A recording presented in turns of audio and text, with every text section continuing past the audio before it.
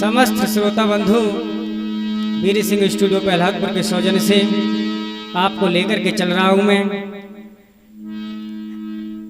एक प्रसंग कथा की तरफ। किस तरह से राजा मानधाता ने अपनी बिंदमती रानी का पेट फाड़ा और किस तरह से भोले बाबा की इच्छा को पूरा किया। चलते हैं मेरे भाइयों। सबसे पहले दो शब्द में मां सरस्वती के लिए वंदना चलते हैं।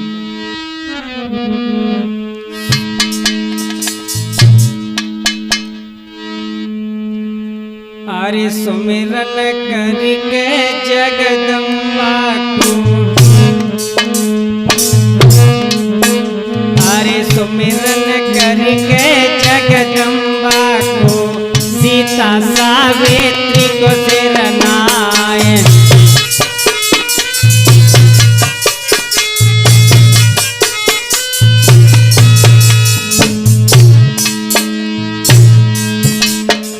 अरे मात सरस्वती कंठ विराजो, भूले अक्षर दियो बताए।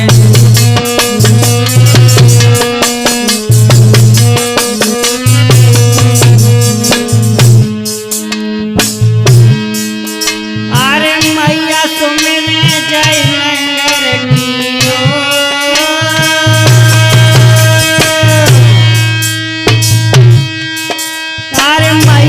सुमिरे जय नंगल की जननी रखिलेरी लाज हमारे। अरे पांच घड़िन को मटिया नज के जननी कंठ विराजो आए।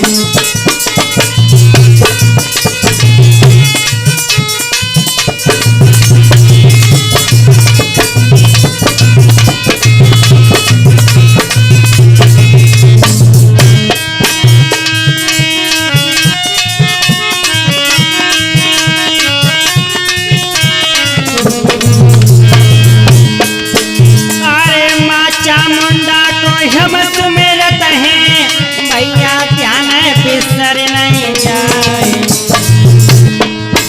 हे मैया मेरी भज के भूले अक्षर दियो बताए।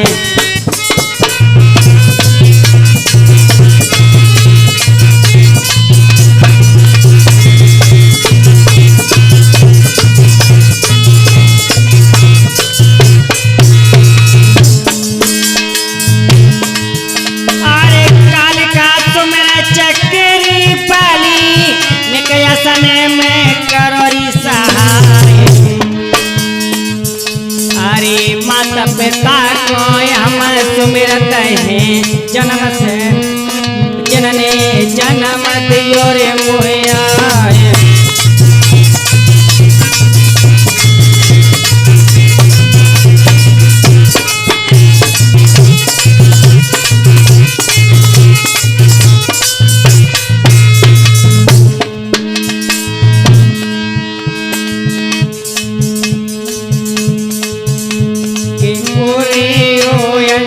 जन के लाल खबरिया मेरी ललियो।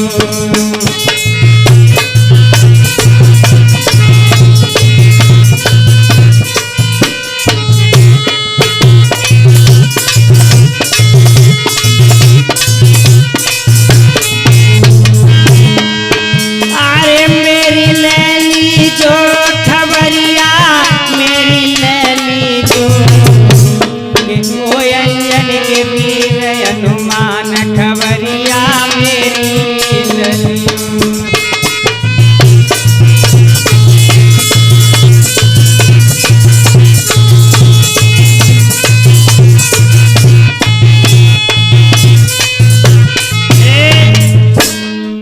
हाँ तो श्रोता बंधु इस प्रसंग की तरफ चल रहे हैं कि किस तरह से भोले बाबा ने कोढ़ का भेष धारण करके राजा मानधाता की परीक्षा ली। बड़ी ही मार्मिक कथा है।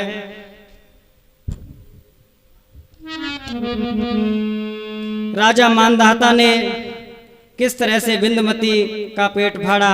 फिर माड़िए मिला कि राजा मानधाता की कोई मैया नहीं थी। ये अपने पिता के गर्भ में पले इंद्र ने आकर के दाहिनी कोख को फाड़ा, उससे मानधाता प्रकट हुए। चलते हैं कैसे थे राजा, बड़े ही आदर्श थे राजा। कि मानधाता गुणवान सुनो दे ध्यान सकल सरदारी, और बिंदुमती पति फिर तारे के भैया प्राण न प्यारी।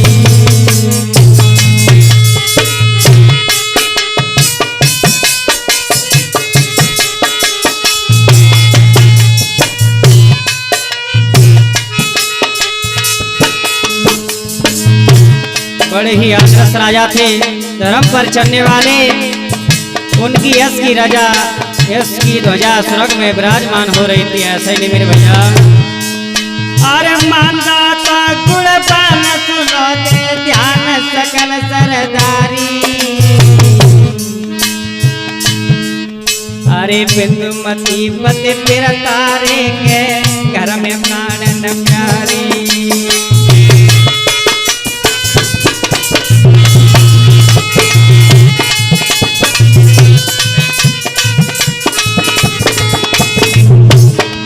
बड़े ही आदर्श राजा थे। आरे माया या बन खर्व सुखी बिन सर्व हतो सरनामी, हतो सरनामी। जाके भयनाए संतान रे के कोई रही है बदनामी।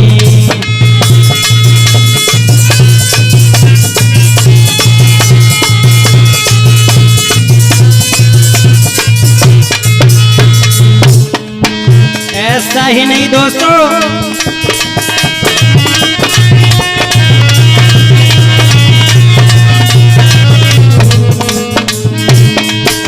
अरे काऊ के बनने के खातिर घोड़ा, काऊ के एक बकरिया उनाई।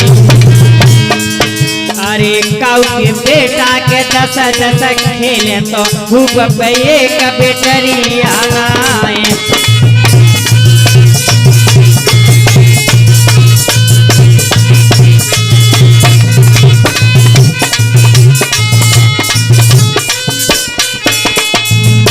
ये परमेश्वर की लीला हुआ करती है, किसी पर कुछ है किसी पर कुछ नहीं है। ये सब पार ब्रह्म परमेश्वर की लीला है। अरे काऊ के बेटा के 10 खेले, काऊ पे एक बेटरिया नाई। अरे काऊ के महल बने खजन से, काऊ पे कानी कोड़िया नाई।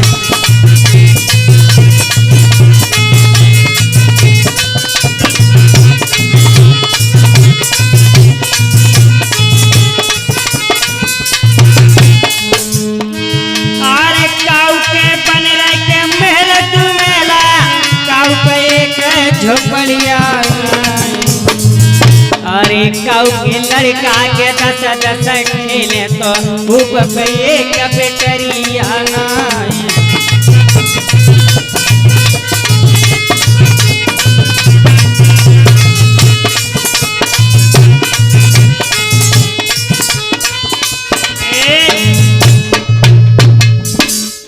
हाँ तो मेरे भैया, बड़े ही आदर्श राजा हैं राजा मानधाता। इनकी ध्वजा स्वर्ग में विराजमान हो रही है। इनके घर में सब कुछ है लेकिन एक पुत्र नहीं है। सब कुछ है, धन दौलत है, लेकिन एक ही कमी है।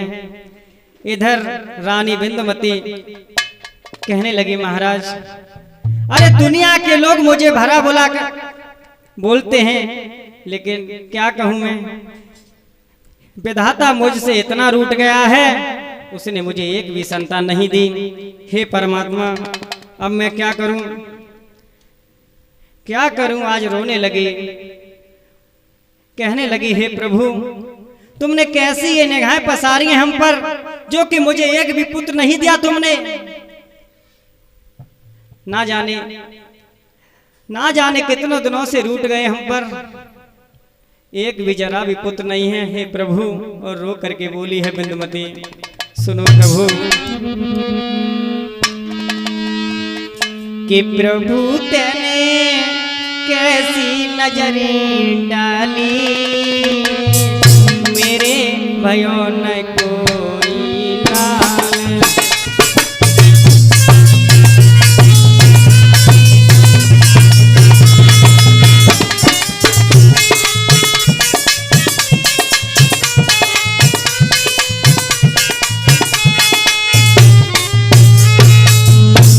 कहने लगी हे प्रभु, हे दीन दयाला दीनों के नाथ, तुमने कैसी ये निगाहें पसारी हैं जो कि मुझे एक भी पुत्र नहीं दिया। आज रो करके बोली है,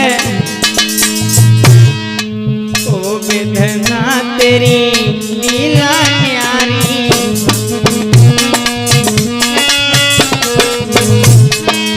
हे ईश्वर तेरी लीला न्यारी, दया न कोई लाने लाली।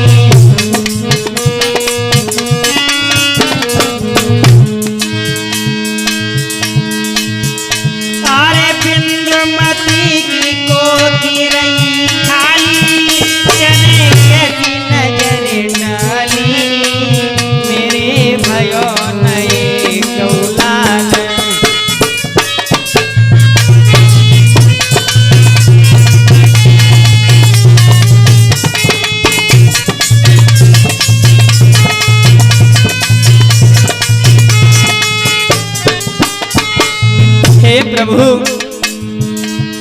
हे प्रभु, अब मैं कहाँ जाऊं? दुखिया का था, दुखिया का कोई सहारा नहीं है इस दुनिया में। केवल पुत्र होता तो एक सहारा मिल जाता, लेकिन क्या करूं? अरे क्या करूं मैं? अरे कर सुनो मेरो अंगना सुनो,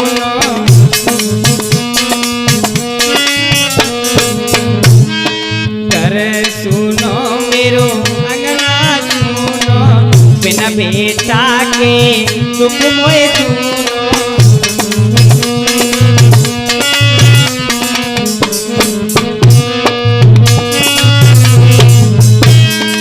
हे ईश्वर यार के कानों मेरी रही गोद काली, मेरे भयो नए गौलाल।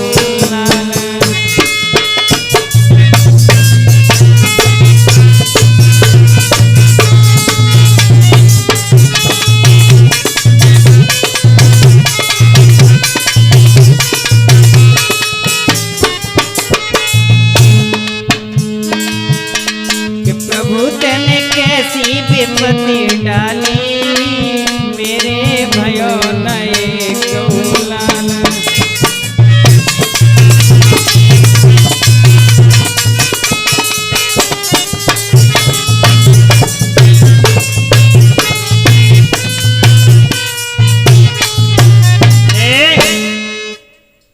आज रो करके विनती कर रही है प्रभु, अरे तुम कितने निर्दयी हो, कितने निर्मोही हो, जो कि मुझे एक भी पुत्र नहीं दिया। अब मैं क्या करूं, कहां जाऊं? मेरा तो एक ही सहारा था। अरे एक ही सहारा है, मगर वो भी तुमने नहीं दिया। अरे दुनिया के लोग मुझसे भरा भुला कहते हैं। रानी बिंदुमती बैठी बैठी रो रही है। बांदी ने महाराज से जाकर के बोला है। उसी समय जवाब दिया महारानी ने, हे बांदी जल्दी से जाओ और मेरे महाराज को बुला करके लाओ। जैसे ही बांदी चली है, कहने लगी महाराज की जय हो। कहने लगे महाराज, अरे क्या बात है बांदी? कहने लगी तुम्हें महारानी बिंदुमती इसी वक्त तुम्हें आंगन में बुला रही हैं और तुम्हें चलना है। उसी समय जब कचहरी को बंद किया है राजा मानदाता ने, जैसे ही आंगन में पहुंचे हैं तो रो रही है बिंदुमती, रो रही है। देखा, अरे तुम क्यों रो रही हो? कहने लगी कि दुनिया के लोग भरा बोला कहते हैं कि मेरे पास एक भी संतान नहीं है। अरे तुम्हें तो कुछ चिंता नहीं है, तुम तो दरबार की तरफ चले जाते हो। महाराज मानदाता कहने लगे रानी, अरे सुत देना और दे करके छीन लेना ये सब पार ब्रह्म परमेश्वर की लीला है, ये सब प्रभु की लीला है। सुत देना या दे करके छीन लेना ये सब प्रभु की लीला है रानी। अरे तुम रो मती, वैसे ही तुम इतना समय बर्बाद कर रही हो, चिंता मत करो। और सुनो, मैं तुमसे एक बात कह रहा हूँ, सुनो।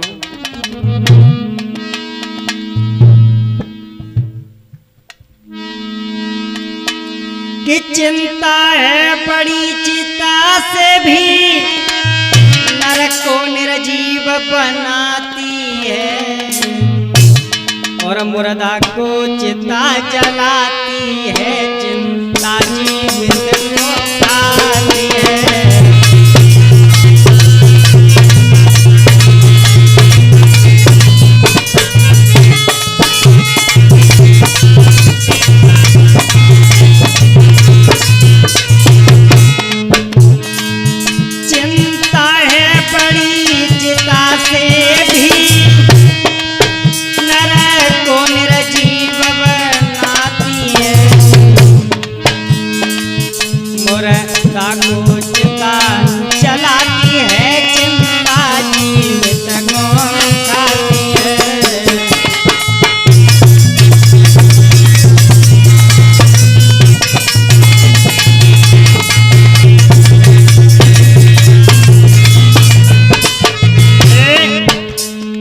जवाब दिया, चिंता करने से भला दुख दूर नहीं होता है बल्कि दुख बढ़ता है, क्योंकि चिंता और चिता में मात्र एक बिंदु का फर्क है। इसलिए तुम चिंता मत करो रानी। कहने लगी, तुम तो महाराज ऐसे ही कहते रहते हो। अरे दुनिया के लोग मुझे भरा बोला बोलते हैं। और रो करके कहने लगी, सुनो सैया, सुनो, मैं मेरी एक विनती सुनो। और बोली, अरे सैया ला कवर होई घर में,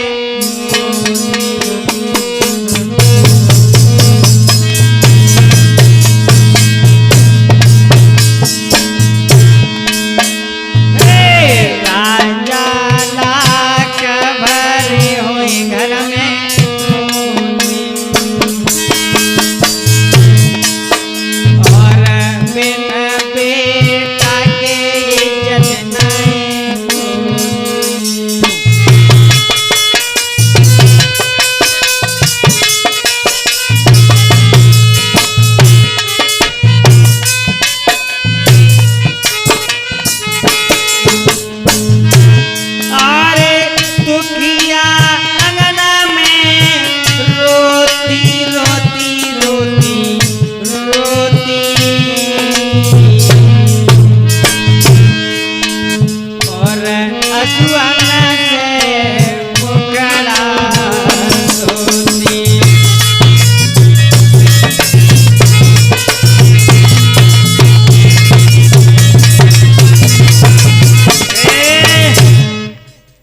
रो रही है रानी। महाराज समझा रहे हैं, अरे रानी इतना दुख मत करो, तुम्हें पता नहीं, अरे तुम्हें बिल्कुल पता नहीं, ये सब प्रभु की लीला है, ये सब कर्मों का फल है। बोले हैं कि ये तो कर्मों की खेती है, ये तो कर्मों की खेती है, जो बोएगा सो पाएगा, कर्मन से हाथ बचाने में कभी बेटा काम आएगा।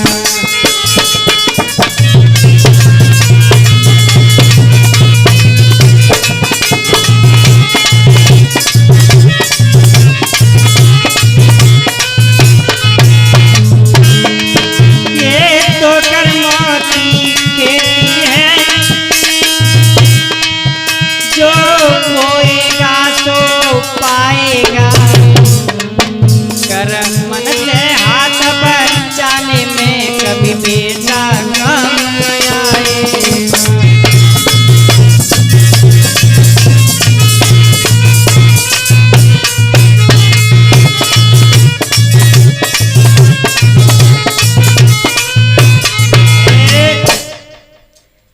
आज महलों में मानदाता अपनी रानी बिंदुमती को समझा रहे हैं।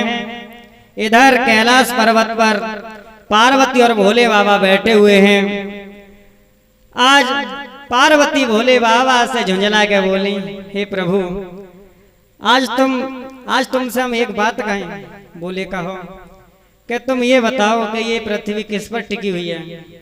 तो भोले बाबा बोले कि ये मत पूछो पार्वती, अगर तुम ये पूछना चाहती हो तो हम तो तुम्हें बताएंगे नहीं,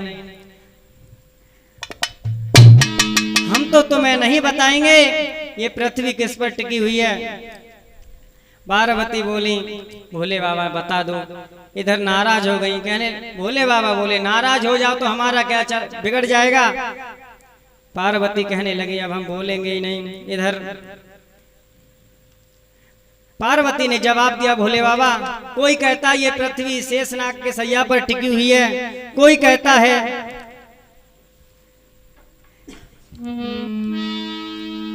किस पर टिकी हुई है, लेकिन मेरी समझ में नहीं आता है प्रभु।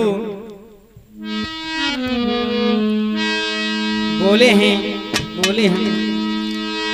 अरे कोई कहे रे शेषनाग पे कोई धर्म के काम बताए, सुनो मेरे भोला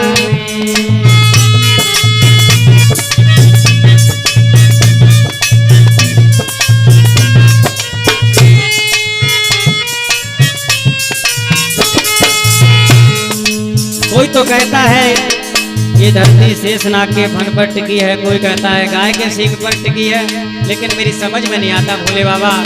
अरे मुझे बताओ ना। हम हाथ जोड़े विनती करें मुझे साफ बताए, सुनो मेरे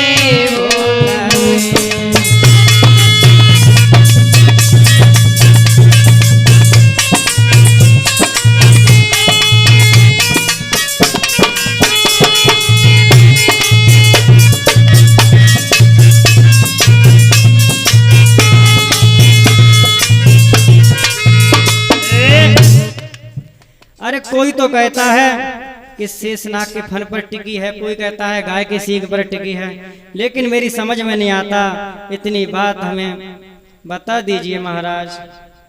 इधर भोले बाबा कहने लगे अरे तुम ये पूछोगी तो ये पृथ्वी किस पर टिकी है, तो ये पृथ्वी धर्म के खंभ पर टिकी हुई है। ये पृथ्वी धर्म के खंभ पर टिकी हुई है। कहने लगी मुझे धर्म का खंभ दिखाओ महाराज। कहने लगे धर्म के खंभ देखोगी पार्वती तो तुम्हें बड़े ही कष्ट झेलने पड़ेंगे। कहने लगी पिया अरे चाहे हमें कितने कष्ट झेलने पड़े, लेकिन मैं तो धर्म के खंभ देख के ही मानूंगी। भोले बाबा कहने लगे मान जाओ पार्वती, अरे ज्यादा हट नहीं करते हैं। बोली चाहे कुछ भी हो जाए महाराज, मैं तो आज धर्म के खंभ ही देख के मानूंगी। जवाब दिया भोले बाबा ने तो ठीक है। भोले बाबा ने क्या किया, जब पार्वती जिद पर अड़ गई हैं तो भोले बाबा ने क्या किया, पार्वती को 16 वर्ष की कन्या बनाया और अपना रूप कोड़ी का रूप बनाया है भोले बाबा ने। एक 80 साल की बुढ़ा बन गई, तन से कोड़ चुचा रहा है और पार्वती को 16 वर्ष की कन्या बनाया है। क्या दृश्य था, क्या महिमा थी प्रभु की। आज जा रहे हैं धर्म के खंभ दिखाने के लिए पार्वती को। ऐसा ही नहीं भैया,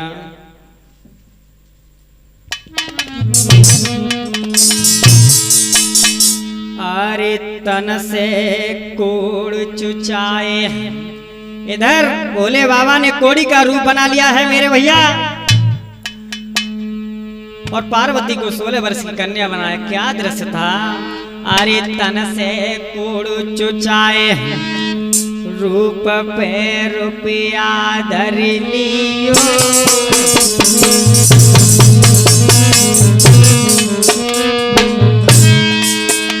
अरे तन से कोड़ चुचाए, रूप पे रुपया धर लियो। और सुंदर कन्या पार्वती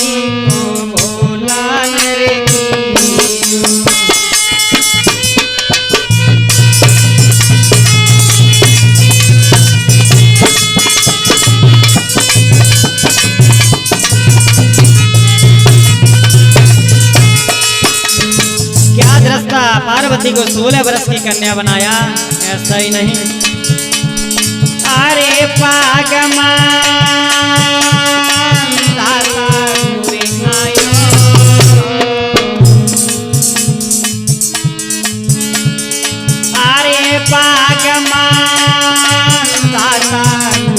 आयो इत होने आई शाम बाग में बाबा घुसी आयो।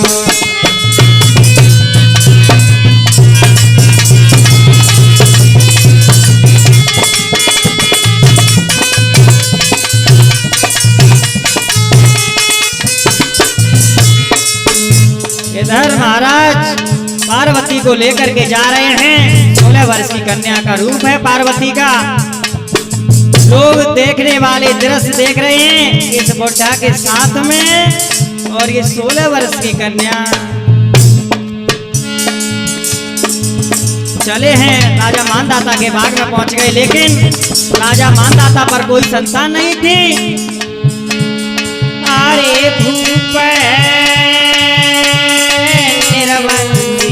राजा और समय को आए गो फिर बिगड़ी गई बने भैरे काया।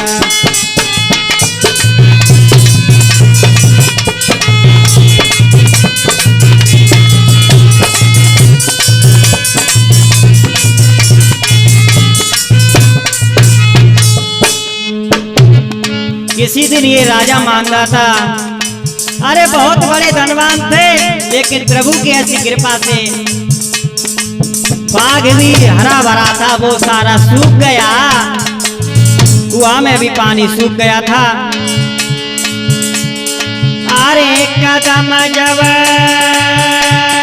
बगिया मेरी दियो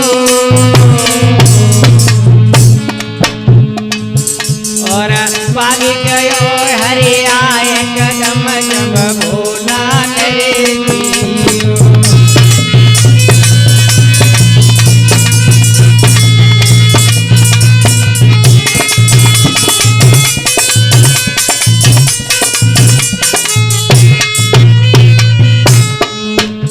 जैसे ही कदम रखा है भोले बाबा ने पार्वती को साथ में लेकर के 100 वर्षों का पड़ा हुआ सूखा बाग आज हरा भरा हो गया प्रभु की कृपा से।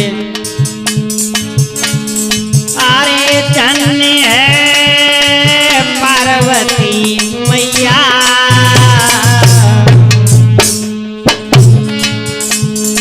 अरे धन्य है पार्वती मैया। एक भजन बिना है सुनी न देखो डमाडोल नैया।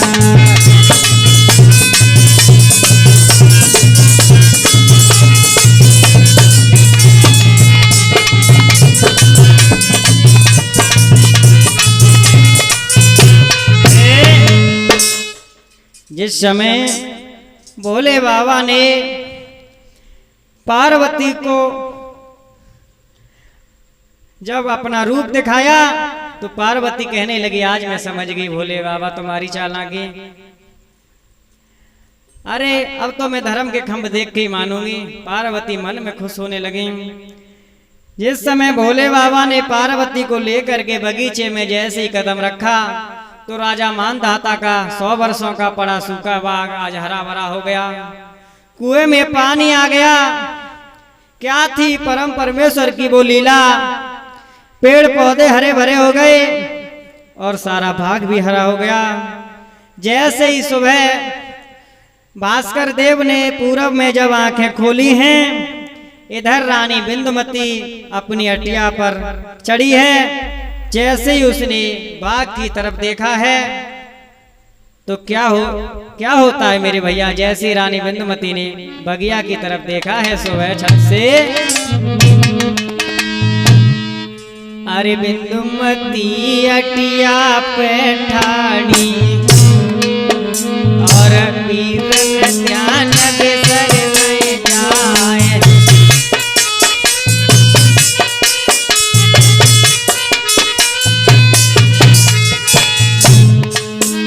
अरे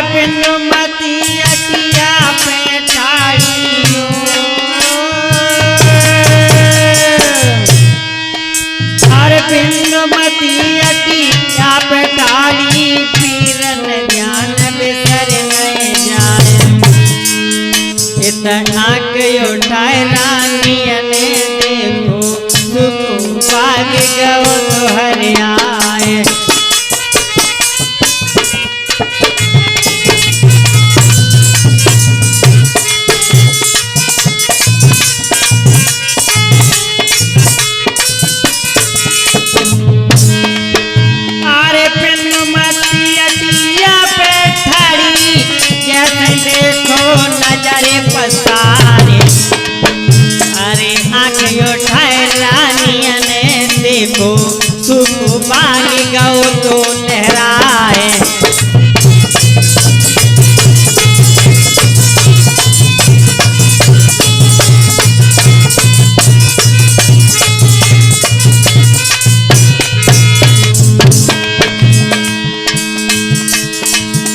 अरे जैसे कदम धरो रे बगिया में भैया ध्यान फिसर नहीं जाए। अरे तू तो भाग गयो हरे आएंगे कुआ में नीर पड़ो रे दिखलाए।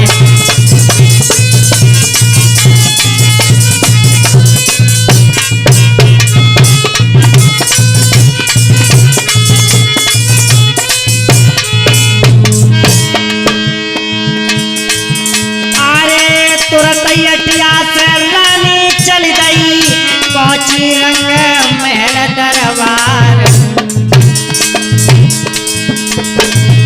और हाथ जोड़ के बोली रानी सुनियो पानी मेरे भरतार।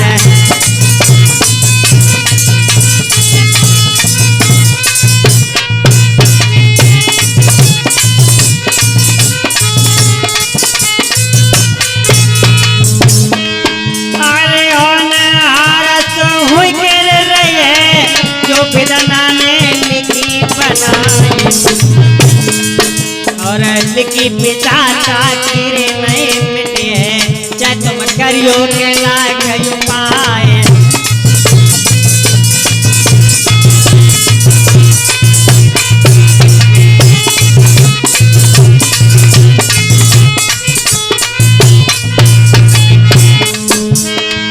जैसे ही आज पति पत्नी दोनों चले हैं बगीचा की ओर, ऐसा ही नहीं अरे दोनों चल रहे मेरे भैया नई बगिया की के सीधा लगाए। अरे नजर पसारे देखो रे बगिया को राजा मन में गौरे हरसाए।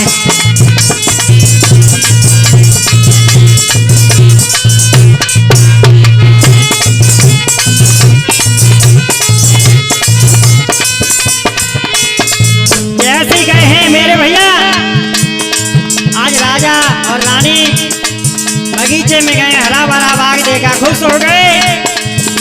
क्या थी बाग की वो लीला, क्या थी बाग, क्या था वो बाग।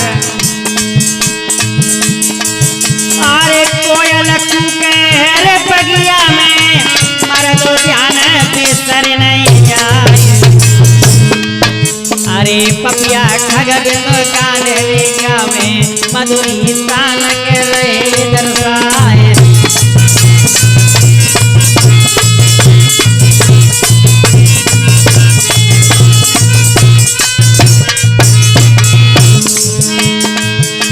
अरे राजा रानी खुश दिल भारी दिल में कर रहे सोच विचार।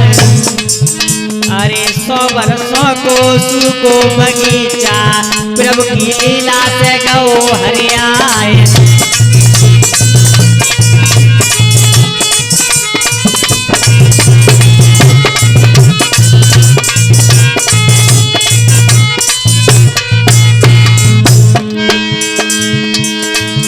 अरे 22 समय के भैया रस्ता में थोड़े बाग में गए हरसाए। अरे नजर से देख लो है संतन को पास में तुरंत गए आए।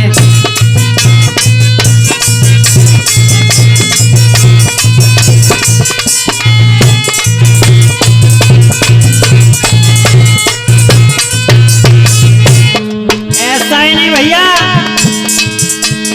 आज राजा मानदाता और बिंदुमती को लेकर के चले हैं बगिया में। जब पहुंच गए आज भोले बाबा को कोड़ी रूप में देखा, चरणों पर गिर पड़े।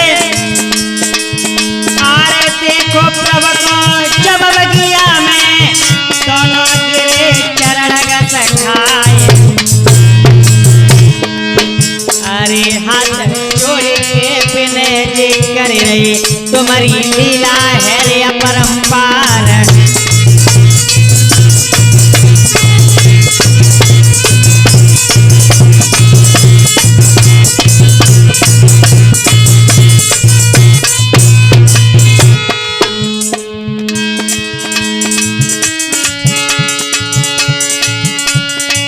अब तो देखी दोनों को रूप के, अब तो देखी दोनों को रूप चरण में ये तो गिर गए।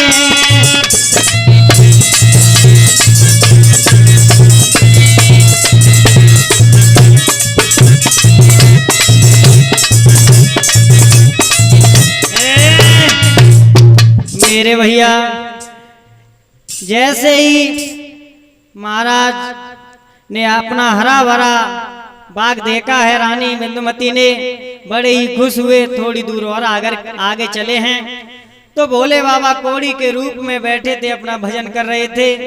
कहने लगे ये क्या दृश्य है, देख करके चरणों में गिर पड़े। कहने लगे तुम्हारे आते ही महाराज, और ये हमारा सूखा बरसों का बाग था जो हरा भरा हो गया। अरे कुएं में पानी आ गया, तुम्हारी ये महान कृपा है, अरे तुम्हारी ये विलक्षण लीला है। लेकिन चलो मेरे महलों में चलो, सेवा करेंगे, क्योंकि तुम्हारे आते ही हमारा 100 वर्षों का पड़ा सूखा बाग जो कि हरा भरा हो गया, लेकिन हम तुम्हारा इलाज कराएंगे। आज अपनी जिद पर अड़ गए जब राजा और रानी, तो कहने लगे ऐसे हम ठीक नहीं होंगे बेटा। कहने लगे अरे चलो तो सही, आज दोनों को लेकर के चले हैं। राजा मानदाता बड़ी दूर दूर तक इलाज कराया, लेकिन उनका कोढ़ ठीक नहीं हुआ। कहने लगे ऐसे ठीक नहीं होगा महाराज। कहने लगे फिर कैसे ठीक होगा, मेरी बात सुनो। और बोले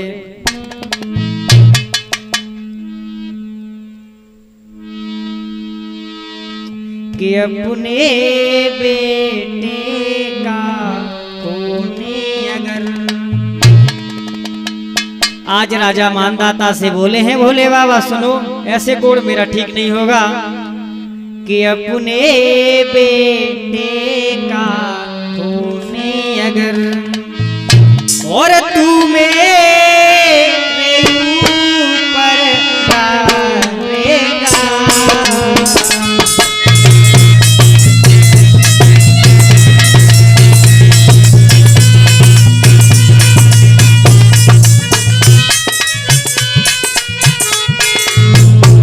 बोले हैं सुनो। अपने बेटे का तूने यदि, अपने बेटे का तूने अगर तू मेरे ऊपर डालेगा, तो सत्य वचन है सुनना, तो सत्य वचन है सुनना, मेरा कोढ़ ठीक हो जाएगा।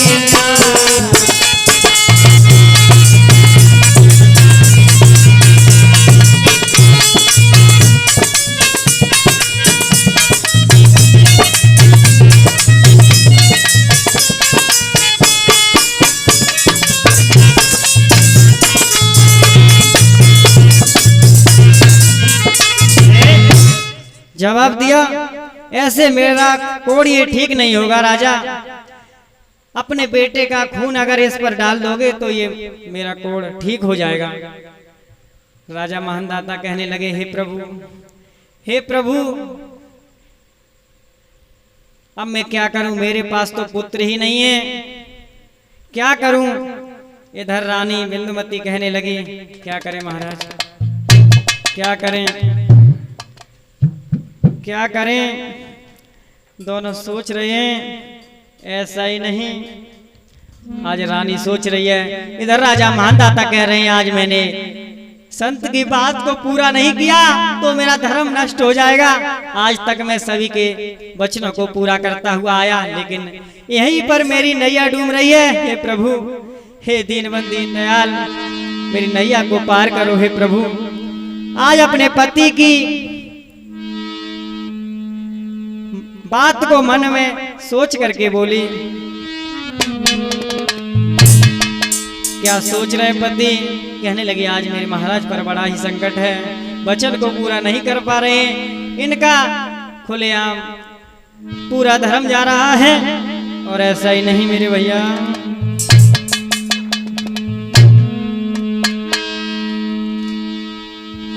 अरे सुनी साधु की बात और भूप पे पजुर टूट पड़ो।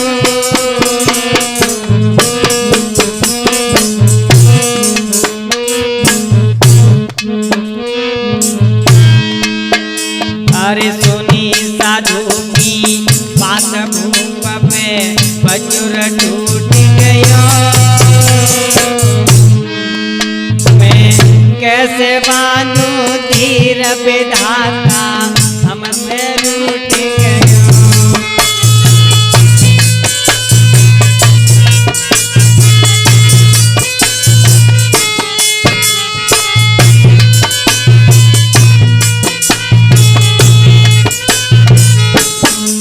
क्या करूं हे प्रभु?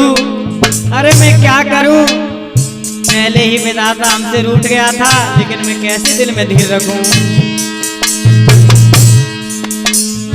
अरे बिकल कह रही रानी रे,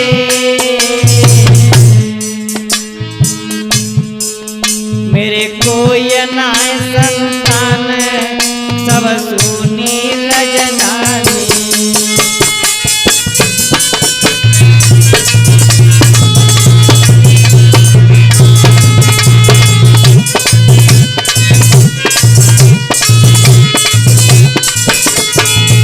आज महारानी कहने लगी हे परमात्मा, अरे बेकल कह रही है रानी, मेरे भैया नाए संतान के सुनी रह गई रजनानी।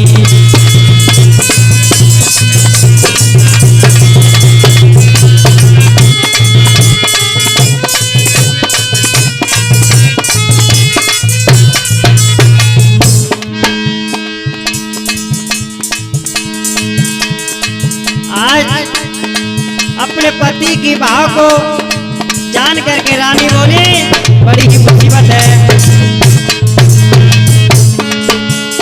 अरे पति पे संकट है भारी, मैं कैसे बांधू धीर के होए रही बगिया मेरे कुंवारी।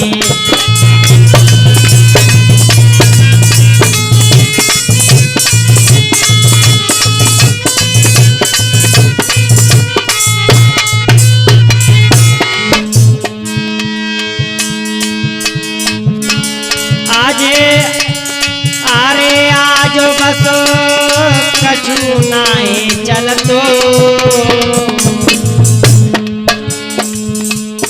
अरे आज बस कछु नाए चलतो,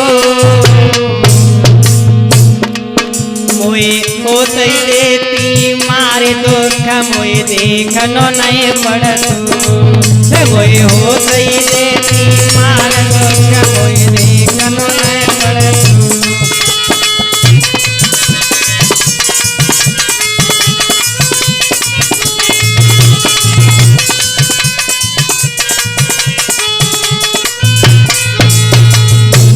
कहने लगी जो कि मुझे इतना दुख देखने के लिए मिल रहा है, अगर मेरी माँ मुझे पैदा होते ही मार देती तो ये दुख देखने को नहीं मिलता। आज सोच रही है, अरे रोए रही बछड़ा मैया, अरे रोए रही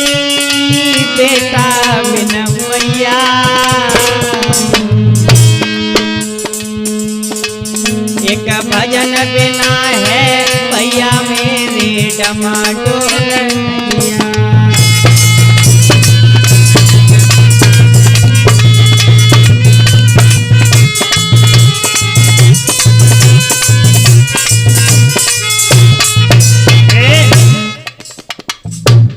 आज बड़ी ही दुखित हो रही है रानी बिंदुमती। कहने लगी है प्रभु कैसे किसी भी प्रकार से हमारे पति की लाज बचाओ, क्योंकि इनका धर्म नष्ट नहीं हो। आज तक ये पूर्ण ये वरदान करते हुए आए। इधर कहने लगे महाराज सुनो मेरी बात भोले बाबा, हम तुम्हारे वचन को कैसे पूरा करें? हमारे पास तो कोई संतान भी नहीं है जो कि हम तुम्हारे कोड़ पर अपने बेटे का खून डालें। तो कहने लगे सुनो मेरी बात सुनो, और बोले अरे तेरी रानी के पेट में कोई 6 महीना खून डाला, सुनो मेरे राजा रे।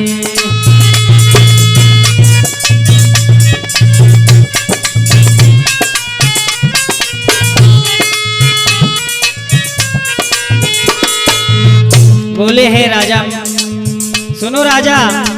बोले बाबा जवाब देने लगे सुनो राजा, तुम्हारी जो रानी पत्नी जो बिंदुमती है उनके गर्भ में 6 महीने का पुत्र है।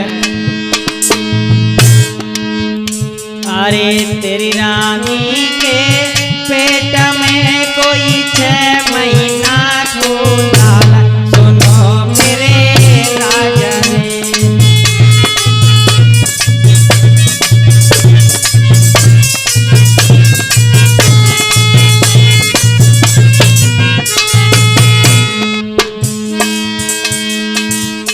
अरे उधर बीच से पारी के तुम बाको करो रे हलाल, सुनो मेरे राजा रे।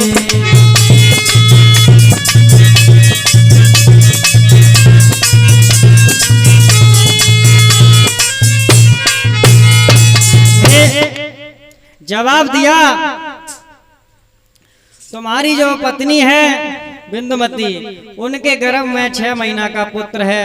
पेट फाड़ के पुत्र को निकाल करके हमारे कोड़ पर खून चढ़ा दो तो हमारा कोड़ ये ठीक हो जाएगा। राजा मानदाता कहने लगे ये क्या कह रहे हो, ये क्या कह रहे हो? मूड पर हाथ रख के आज राजा मानदाता उसी बगिया के बीच में बैठ गए हैं। सोच रहे हैं परमात्मा अब क्या होगा, अगर मैंने ऐसा नहीं किया तो मेरा ये धर्म नष्ट हो जाएगा। उसी प्रकार पत्नी भी बिंदुमती कहने लगी महाराज अगर तुम्हारा धर्म नष्ट होता है तो हमारे पेट को फाड़ दीजिए। उसी समय राजा मानदाता ने कटार को हाथ में लिया है और रानी के पेट को जैसे ही फाड़ा, रानी तो खत्म हो जाती है। पुत्र को जब निकाल करके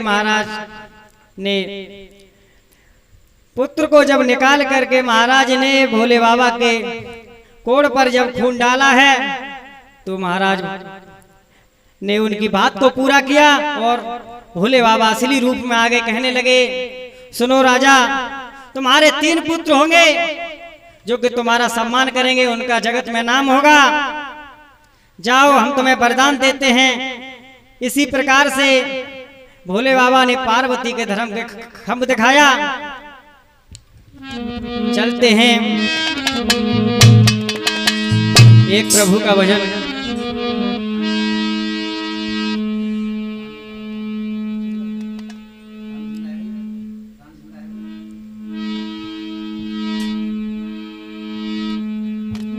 चलते हैं।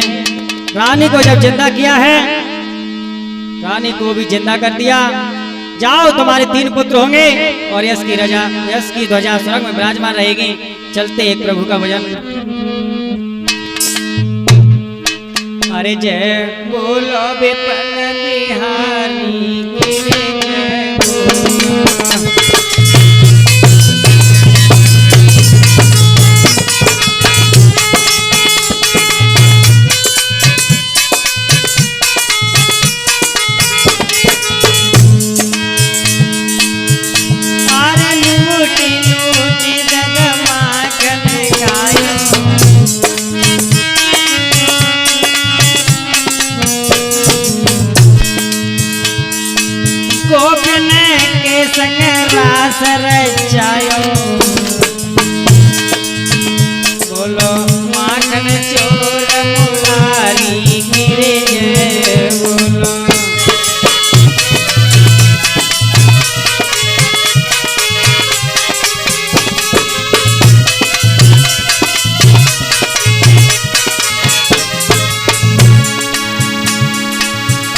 जय बोलो विपन बिहारी की रे जय